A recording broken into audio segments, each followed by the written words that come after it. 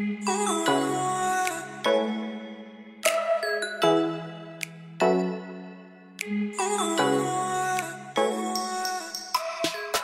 ini saya akan live Q&A pertama kali. Jadi rasanya saya pertama kali menyapa sobat investor dengan muka terlihat. Biasanya kalau di video kan selama ini tidak pernah terlihat mukanya. Nah, yang pertama saya akan menjelaskan sedikit perkenalan singkat dari channel ini seperti apa. Kemudian kita akan live giveaway 10K. Sobat investor sekalian sudah sempat membaca rules-nya, saya sudah sempat memilih. Ada 5 yang nantinya kita akan pilih secara random, dan juga ada 5 yang saya sudah pilih, pertanyaan-pertanyaan yang menurut saya terbaik. Terbaik bukan berarti yang paling panjang, tapi yang setidaknya menurut saya cukup oke pertanyaannya untuk bisa kita pilih sebagai yang terbaik. Nah, saya ingin sekilas perkenalan singkat karena di sini saya sempat lihat juga mungkin ada subscriber yang ngikuti dari episode 1 ketika yang masih 100 subscriber, atau mungkin yang joinnya di 1000 subscriber. Kemudian ada yang baru-baru join saja. Nah, ini saya mau perkenalkan sedikit tentang channel ini. Oke, saya sudah mulai berinvestasi itu sejak tahun 2013 di bursa saham. Nah, pertama kali investasi saya masuk di investasi yang bersifatnya itu high risk high return. Jadi bukan masuk di deposito, bukan masuk di mungkin reksadana pasar uang, tapi awalnya langsung masuk di investasi saham. Waktu itu saya masih menjadi mahasiswa pasca sarjana. Nah, ternyata dalam 5 tahun saya berinvestasi di saham, di 2013 sampai 2018, ada banyak sekali hal-hal yang tidak mudah ternyata investasi di saham. Ketika kita mencoba untuk mempelajari teorinya, ternyata ketika di prakteknya beda. Kenapa? Karena di saham itu kita tidak bisa lepaskan dari unsur psikologis dan emosional. Nah, itu yang menyebabkan 2013 sampai 2018 saya bisa bilang saya ini mungkin rugi istilahnya ya. Sampai 2018 saya rugi. Saya trial and error mencoba value investing. Jadi dari awal sudah tidak tertarik dengan trading, karena setelah saya baca literatur memang bukan berarti trading itu salah, tapi trading itu bukan investasi. Trading itu istilahnya bekerja. Nah, saya tidak mau di depan layar lihat pergerakan harga, kemudian harus gambar chart, dan seterusnya, buy sell, dan seterusnya. Itu yang menyebabkan akhirnya saya memutuskan untuk mempraktekkan suatu ilmu. Ya, saya lihat siapa investor terbaik di dunia, Warren Buffett, dia menerapkan value investing, dan saya akhirnya mencoba. Sebenarnya di saham itu sendiri juga ada banyak aliran ya, ada yang aliran growth investing, ada juga aliran dividend investing, tapi saya lebih memilih yang value investing.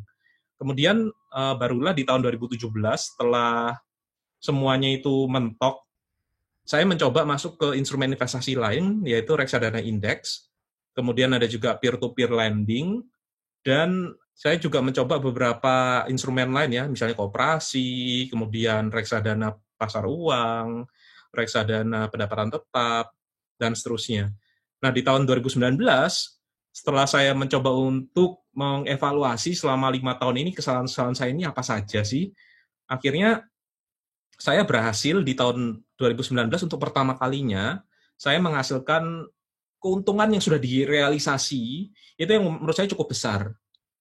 Sehingga saya mulai pede. Oke, ternyata saya sudah menemukan apa kesalahan saya, kemudian saya mencoba untuk belajar kembali, baca buku, sempat ikut 2 seminar saham pada waktu itu untuk memvalidasi apakah yang saya mengerti ini juga sama dimengerti oleh orang lain.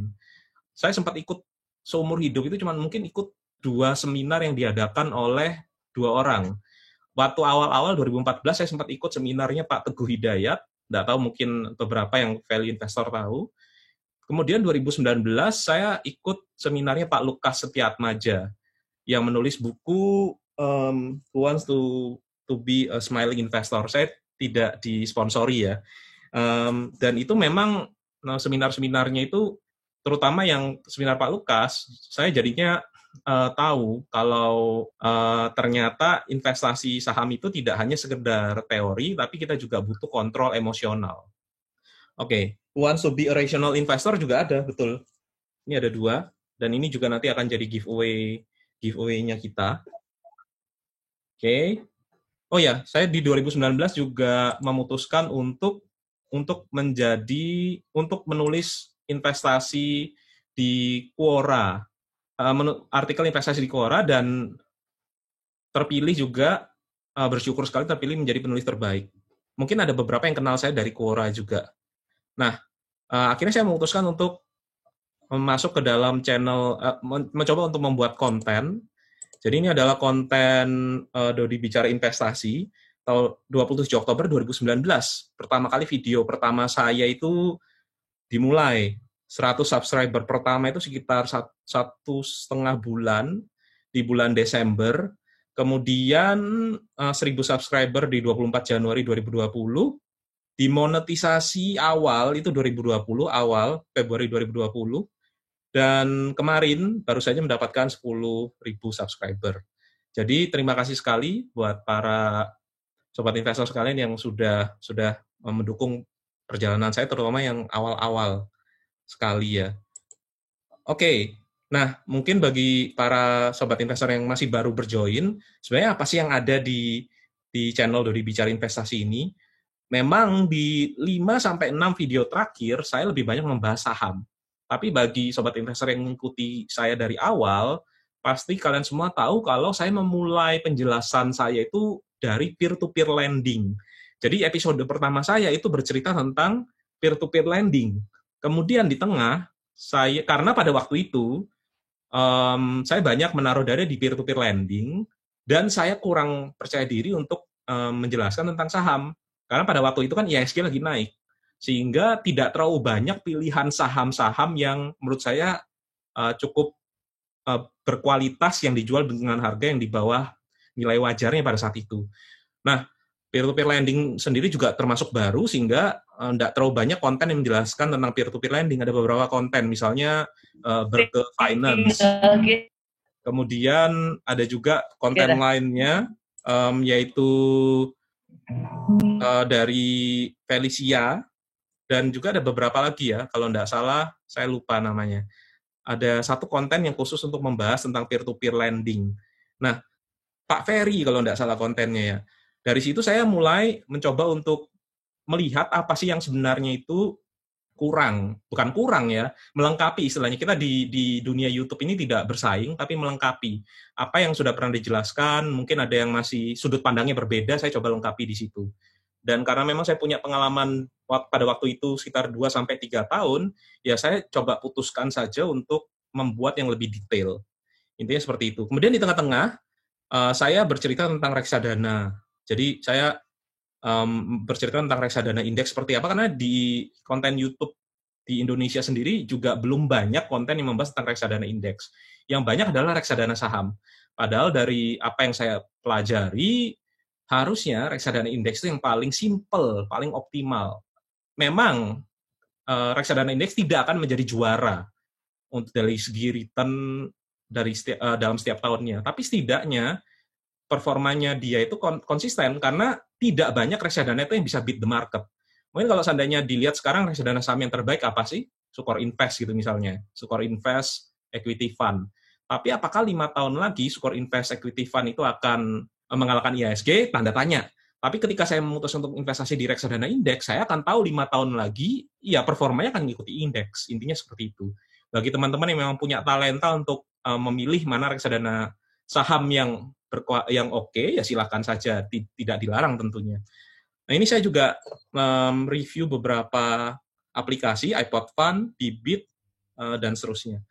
Kemudian saya mulai masuk di saham, kalau tidak salah, di episode 26, 28, 30, dan atas request dari banyak orang, saya akhirnya masuk ke seri value investing. Nah, saya perlu tekankan di sini juga, ini adalah channel investasi secara umum, bukan channel saham. Jadi apabila nantinya para sobat investor yang baru itu berharap saya akan membahas semua jenis saham, semua tipe saham yang bahkan saya sendiri tidak pernah investasi atau tidak pernah saya dengar, ya mungkin saya mohon maaf. Sobat investor mungkin nanti bisa cek di channel-channel lain, ada banyak sekali channel-channel yang bisa membahas saham dari A sampai Z. Tapi membahas saham A sampai Z itu bukan visi dari channel dari Bicara Investasi. Kurang lebih seperti itu. Saya hanya bisa membahas apa yang saya sudah teliti. Kalau seandainya saya tidak pernah teliti, ya saya susah untuk membahasnya. Jadi ada beberapa request ya, saham misalnya Antam, kemudian ITMG, kemudian macam-macam. Saya sendiri tidak pernah punya pengalaman menganalisa saham tersebut. Jadi mungkin saya tidak akan bisa untuk berinvestasi di saham tersebut. Nah, yang paling penting sebenarnya di sini adalah bagi yang benar-benar baru, ada satu video, mungkin Sobat Investor tidak perlu lihat semua video saya, karena kan interestnya beda-beda. Ada yang suka peer-to-peer lending, ya silakan lihat di peer-to-peer lending. Ada yang suka saham, silakan lihat di saham. Tapi, bagi yang benar-benar baru, bisa dilihat di episode 27, ada yang namanya panduan lengkap untuk pensiun dini. Ini salah satu video yang mendapatkan respon positif yang cukup bagus. Ya, berarti saya bersyukur ada yang bisa memvalidasi bahwa konten itu bermanfaat bagi banyak orang. Nah, ini yang menurut saya Sobat Investor perlu lihat terlebih dahulu, sehingga bisa tahu kira-kira bayangannya untuk pensiun dini itu apa yang harus dilakukan, kira-kira dana yang ditabungkan berapa, konsep-konsep seperti itu yang nantinya bisa dilihat. Oke? Nah, ini silakan Sobat Investor, sebelum kita mungkin mau pengumuman giveaway, silakan bagi ada yang bertanya mungkin, belum yang spesifik ya, karena yang spesifik nanti ada di bawah. Maksudnya bertanya tentang channel ini secara garis besar, atau mungkin mau menyapa saya juga boleh. Selamat malam, Pak. Malam, dengan Pak Made ya. Ya, terima kasih Pak untuk jawaban-jawaban dari pertanyaan saya yang sebelum-sebelumnya. Meskipun yang saya tanyakan tuh kayak kemarin kan saya sempat menanyakan mengenai di haircut. Tapi ternyata di Mirai itu ini udah masuk ke topik gitu ya. Enggak apa-apa, Pak. Singkat aja, nanti saya bahas di belakang lebih panjang. Soalnya setelah saya searching itu haircut tuh hampir dipakai sama semua sekuritas. Cuma apakah di Mira itu hanya tidak dilihatkan saja, apa sebenarnya dia pakai tapi tidak dilihatkan? Mungkin itu sih saya yang tanyakan. Masih penasaran sama haircut. Semoga saya tidak salah. Apakah yang dimaksud haircut itu adalah loss atau gain? Nanti yang tahu mungkin bisa ketik di kolom chat ya, supaya nanti tidak terlalu banyak ada suara. Nanti bisa saling menjawab di kolom chat. Tapi sebenarnya saya juga tidak tahu haircut itu apa. Apakah yang dimaksud adalah unrealized gain atau unrealized loss? Maksudnya ketika Bapak beli di 1 juta, kemudian harga sahamnya naik menjadi 1,5 juta, berarti kan ada potensi gain sebesar 50%. Apakah itu yang dimaksud? Ataukah enggak? Nah, mungkin bisa juga tanyakan ke sekuritasnya. Karena kadang-kadang istilah di sekuritas itu beda-beda. Ada yang pakai gain loss, ada yang pakainya itu untung rugi, dan seterusnya. Itu yang kadang-kadang kita mungkin tidak tahu, tapi setidaknya ya bisa di googling juga, Pak. Nanti saya akan coba googling setelah ini haircut itu apa, tapi bagi yang memang punya pengalaman pakai sekuritas yang sama, silakan ketik di grup chat ya. Atau nanti di sesi tanya jawab terakhir, bagi ada yang bisa menjelaskan, ya silahkan nanti jelaskan. Terima kasih, Pak. Oke. Iya, Pak. Selamat malam, Pak. Selamat malam, Pak Edward. Iya, saya ingin bertanya, Pak. Kalau saya kan menggunakan sekuritas Mirai, kemudian waktu Bapak video 4 yang sudah testing, itu ada di bibit yang penjelasan mengenai PE ratio, tapi ada perbandingan dengan industri, dengan Nina. Itu saya kalau di Mirai itu saya belum, Pak, apakah emang itu cuma ada di bibit atau di Mirai ada juga nggak sih, Pak? Oke, nanti lebih lengkapnya saya akan bahas di terakhir. Sekaligus juga mungkin karena saya punya akses ke Stockbit, saya bisa menunjukkan. Jadi nanti kita akan coba lihat screeningnya juga secara live seperti apa. Nanti mau request apa saya juga bisa bukakan. Update terbaru seperti apa saya juga bisa tunjukkan di belakang. Tapi memang di Mirai tidak ada fasilitas seperti Stockbit. Stockbit ini menurut saya yang termasuk yang paling lengkap ya fitur-fiturnya. Saya belum pernah nyoba RTI bisnis, tapi saya cukup nyaman di Stockbit. Nanti kita akan sekalian di Q&A kan bebas mau tanya apa.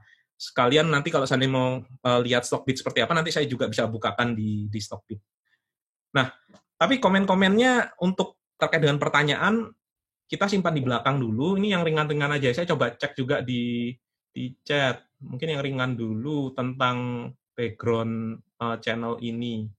Tadi ada yang nanya latar background-nya apa dari Pak Bagus. Saya background-nya ini dari teknik sipil, jadi bukan dari finance. Kenapa kok saya suka finance? Ya karena waktu saya, kan kebetulan saya studi lanjut. Jadi saya lulus S1 2009, kerja 1 tahun, 2010 itu saya S2 di ITS, Surabaya. S1 saya dari Petra, pakai baju Petra sekarang, karena saya kerjanya di Petra. S2-nya di ITS, kemudian ada double degree, program double degree, antara ITS dan NTUST, National Taiwan University of Science and Technology di Taiwan. Dan kebetulan saya apply beasiswa dan akhirnya masuk ke sana. Setelah lulus S2, ya karena waktu itu merasa dunia riset ini menarik ya, akhirnya saya istilahnya dipanas-panasi oleh profesor saya, untuk lanjut ke S3.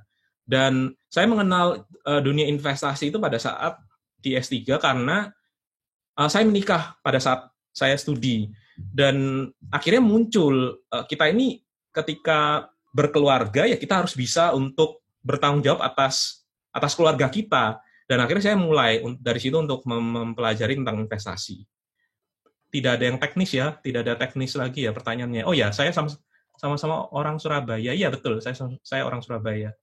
Di Petra angkatan berapa? 2005. Mulai invest pertama pada saat usia berapa? 2013 berarti mungkin 26, 27 ya. 26. Terlambat loh harusnya. Harusnya saya investasi ya ketika saya pertama kali kerja. Jadi beruntung bagi sobat investor yang masih mahasiswa pada saat ini. Oke. Kita akan lanjutkan dan giveaway-nya. Rule giveaway-nya sudah tahu semua ya. 5 pertanyaan komentar di video secara random. Kemudian 5 penanya terbaik dari IG dan YouTube komen. Yang penanya terbaik ini bersifat subjektif ya. Dan kalau yang ini ya tergantung random. Nah, saya menggunakan situs yang namanya itu Malam, Pak. Malam. Pak Chandra. Sebentar saya mute dulu ya. Karena kita tuh sebenarnya ada 6 episode. Jadi ada episode 29, 30, 31, 29, 30, 31, 32, 33, 34. Padahal pemenangnya itu hanyalah yang 5 video saja, berarti ada 1 video yang tidak bisa kita pilih. Nanti akan saya coba pilih pakai random number aja. Misalnya dari 29 sampai 34. Saya akan coba generate 1 angka, berarti video itu tidak kita pilih. Oke, video 34 berarti tidak akan kita pilih. Artinya yang kita pilih adalah video 29, 30, 31, 32, 33. Nah, ini saya akan coba kopikan satu-satu linknya. Sebentar saya buka. Video 29 berjudul giveaways untuk 10K subs. Ini saya akan copy linknya, get shareable link. Saya akan paste di YouTube tuh, coba lihat. Ya, YouTube Random Picker. Ini semuanya live ya, jadi saya akan copy, get YouTube comment. Total ada 136 unique comment. 136 YouTube comment, ya kita akan coba pilih. Saya nggak tahu ada apa enggak, tapi kalau nggak ada nanti kan video ini kan akan diupload ke YouTube. Jadi bagi yang nantinya melihat, yang nggak ada di sini ya silahkan chat saja. Nanti saya akan chat ke para pemenangnya. Start. Nggak ada sesuatu yang dramatis di sini, ya kita lihat. Oke, pemenangnya adalah Ola FYP. Saya nggak tahu ada nggak di sini. Nggak ada mungkin, tapi nggak apa-apa. Pemenangnya adalah Ola FYP. Saya nggak tahu ini bapak atau ibu. Market crash gini bikin saya galau antara pegang dan seterusnya. Nanti komentarnya juga bisa dilihat di video ya, Ola FYP. Oke, lanjut ke video 30. Video 30 itu adalah investasi saham pada saat resesi. Saya get shareable links, kemudian saya paste di sini, kemudian get YouTube comment. Ini ya, ini sebagai buktinya. Ini kalau saya copy di sini, ini isinya investasi saham episode 30. Kemudian ketika ya ini ada 141 komen di sini, pick random winner-nya. Pemenangnya adalah Cynthia S. Adakah di sini? Setelah nonton video-video Pak Dodi, terutama video nabung indeks, saya langsung mulai menabung di reksadana juga, auto install Bibit. Sebelumnya saya cuma investasi P2P. Terima kasih Pak sudah mau sharing ilmunya, benar-benar membantu. Oke, selamat ya buat Bu Cynthia. Saya di sini panggil semuanya Pak sama Ibu ya, karena saya tidak tahu umurnya.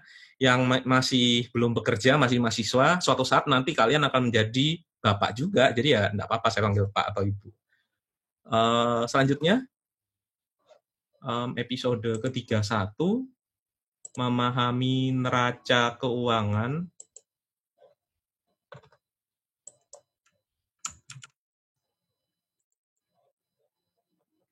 Ada 120 komen, kita akan pilih. Pemenang ketiga adalah Agus Setiawan. Bantap pakai banget. Bantap ini apa ya? Benar-benar mantap. Oke, selamat ya Pak Agus. Nggak tahu ada nggak di sini. Lanjut, supaya cepat. Episode 32. Get shareable link. Saya paste. Kemudian filter duplicate user dulu. Ada 85 unique user, kemudian start.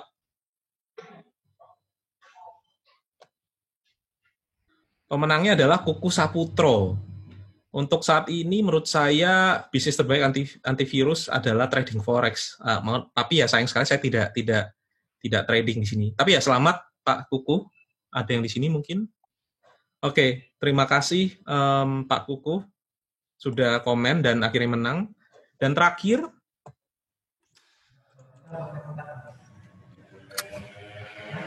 ada 82 komen.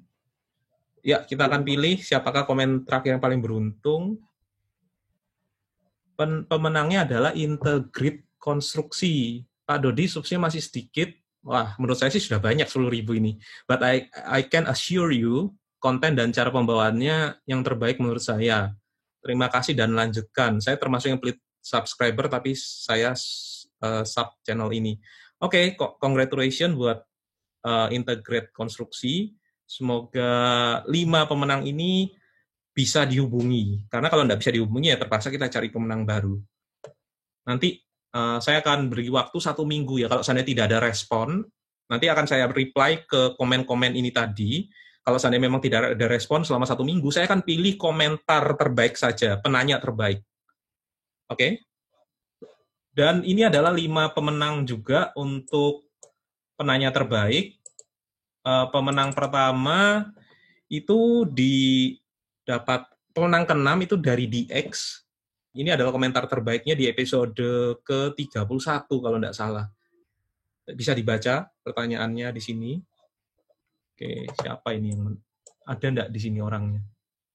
Rasanya Pak DX ini juga dari awal ya ngikuti saya. Jadi silakan bagi yang ada bisa komen juga. Kemudian lanjut, ini dari sisa-sisanya ada dari Instagram, ada dari Pak Andi S91. Tidak tahu adakah di sini Pak Andi S91. Ini merupakan penanya terbaik, pemenang ke-7. Bagaimana pendapatnya tentang ketahanan peer-to-peer lending system dalam recession? Pertamanya, jawaban saya bisa dicek di Instagram highlight. Kemudian berikutnya, ada Pak Johnson Tan, skill apa yang paling penting dalam investasi saham? Oke. Ada lagi pemenang berikutnya. Iya, dari Bocil OJK, apakah reksadana pendapatan tetap dana emas lebih baik dari reksadana pendapatan uang untuk jangka pendek dan dana darurat? Silahkan. Kenapa kok stabil sekali? Ya, ini juga bisa dibaca di jawabannya di IG story saya. Dan yang terakhir pemenangnya adalah Raihan. Kayaknya ada ya tadi ya di sini ya. Komposisi portfolio saham sebaiknya itu berbeda-beda industri atau sama. Oke, selamat ya semuanya. Terima kasih, Pak. Nanti yang di Instagram yang menang silahkan IG DM saya. Kalau yang di YouTube nanti saya akan reply komennya untuk meminta email. Ini mencegah harus orang yang reply emailnya. Ini mencegah supaya ada orang-orang lain yang mungkin ngaku kalau dia itu menang, padahal bukan. Harus akun yang bersangkutan nanti yang reply.